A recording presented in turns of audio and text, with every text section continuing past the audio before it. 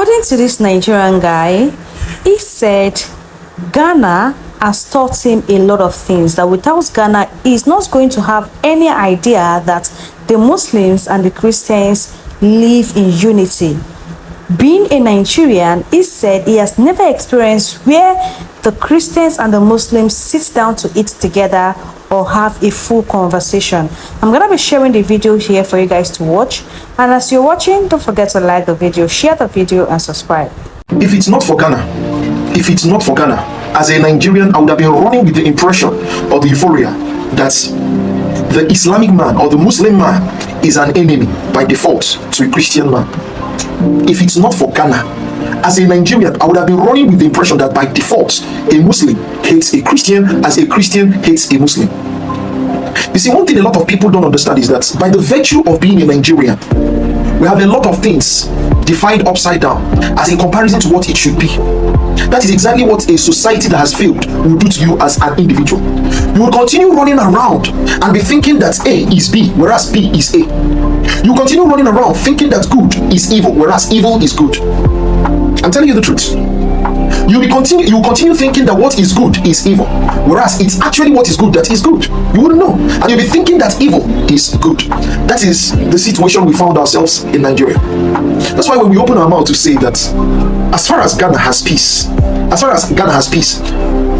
Ghana can fly to any level. As far as Ghana has peace, let me put it this way: any society that has peace, any society that is known for peace, the sky is their starting point. It is only when they tell themselves we want to stop that they will stop. And as far as I'm concerned, Ghana only stops when they want to stop. If Ghana wants to get to any level, if they want a level above the US, Ghana can achieve it, believe me. You see, a peaceful society is the greatest asset any society can find. A peaceful society is the great. That's why in the old times people go to war because of peace. People go to war because of liberation. Peace is the master of freedom. Peace is the master of truth. When there is peace, peace is an evidence of love in a society. You come to Ghana and you see Muslims and Christians. I'm trying to understand these things. I don't know, Ghanaians, please help me out. Come to my comment section and tell me how you people were able to achieve this. I talk about how Ghanaians were able to establish this brotherhood, this strong bond between Muslims and Christians, and they even come to my comment section to make it worse. They put it in such ways that I have no need, I can't comprehend it, and I keep shouting and I keep saying no way.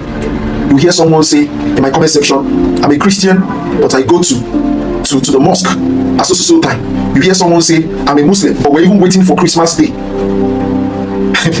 And then you hear someone say, if I disengage with my Muslim brother, who's going to give me something? There's something they usually write. And I'm like, what mentality? Now this oh my God, Ghanaians. Now I'm drawing a lot of findings from Ghanaians. Listen, this gives you a little hint, a little clue in knowing that what's happening in Nigeria right now is politically driven. It's not natural. It is politically driven. Nigerians, you see that thing I keep telling you people about, a society that has this lust for money. You see, when we say, the love of money is not evil. It is the root of all evil, which means that it is more devilish than the devil itself. I'm telling you the truth. Now, I talked about how Ghanaians were able to establish peace and how they were able to establish so much bond between Muslims and Christians that you can't even separate the religion. You can't even see them. They don't define themselves based on religion. I talked about this many months or a few years ago, and now look at the genocide happening in Nigeria. It's coming out to the surface. And when I talked about this, a lot of Nigerians never saw this as an asset. As a matter of fact, this is the crux of any development. I don't care your definition of development. I don't care your standard of comparison between a society that is developed. But the fact that a particular society has been able to harness peace to the extent, do you know, when you harness peace to the extent that religious wise, people don't see themselves differently. I mean, that is the crux of the matter when we want to talk about development. And this is owed to the fact that Ghanaians are not money conscious. You see, this is part of the evidence of a non-money conscious. I want to read these comments by Ghanaians to see how Ghanaians actually think. Now, Jonah Boy said, in Ghana we study religious and moral education. You get the sense there. Not Christian religion or Islamic religion. They study religious and moral education together, RME. Right together, there is nothing that separates them. That's where the unity starts. Now watch this. 38 word 4 said, in Ghana, when we go for a meeting and a Christian gives the opening prayer, a Muslim gives the closing prayer. That's beautiful. Now This unique classic said, but I have Nigerian friends here, Muslim. We're very cool. Even I'm planning Xmas giveaway for them. Very beautiful. Now, Andrew Dapo says, the chief imam here is the most respected person in Ghana, and even pastors go there for his blessing. That's really beautiful. That's really beautiful. Now, let's go. You see Shogri said, in the northern part of Ghana, which is a Muslim-dominated society, the Muslims celebrate Easter more than Christians. Okay, let me go. Jimmy said, bro, my Muslim friend has a spiritual father who's a pastor. That's Ghana for you. Now, Ramsey Ghana said, Nigerians call stew soup, and they call soup instead stew. So you're very right. That's right. Now, that is Bray to Nana Wabena says, me as a Christian, my best choral song is titled Shalom Alaikum. Now, George Abo said the same thing. He said the problem is that Nigerians teach Christian religious knowledge and Islamic religious studies in basic and secondary school, which is not education but an indoctrination. That's so true. Now, sorry, I'm not reading everyone's, like they're actually very funny and educating ones here. And say we celebrate Eid al-Fitr and Christmas together. That's Ghana for you. That's Ghana for you. We are Christians first before Islam and Christianity. Sorry, we are Ghanaians first before Islam and Christianity. That's very beautiful. Now, Abbas Donko said, what you need to understand is we are all brothers and sisters from another mother. Preach, my brother. And for religion freedom of preach, my brother. Then AKC77, my Ghanaian sister, said, we wear the white jalabi to 31st night at church. And that's in fact they follow up to dance, and we move from church to church. After we go to buy wakie. That's mostly made best by Muslims in the morning and eat together. This is love. You see, love begets peace. Do you understand? And this is exactly what God wants. Alright? Now, say the user 559 said, as I'm watching, I'm fanning Amelia Fire for roadside. I want to buy cocoa and kosa to eat. Our best mothers are Muslim women in Ghana. That's beautiful. Now, Peace Seeker said, even in the university, I read a course called Religion in Africa. The lecturer was a Muslim and never looked down on any of the religions. I even fell in love with African traditional religion. That's beautiful. Now, say we were Christians years ago. We lived in Muslim community during my sister's child outdooring. They came to help us prepare for the occasion, cooking, cleaning, etc. Beautiful. This by grace. Beautiful. Now, 1, 2, 3, Grace Bound SN said, it's weird how my Muslim friends celebrate Christmas more than me. They actually push me out to go chill with them. Oh man. Now, the Gaw's boy said, I chop street people's meat this Xmas. They have started counting days for Salah.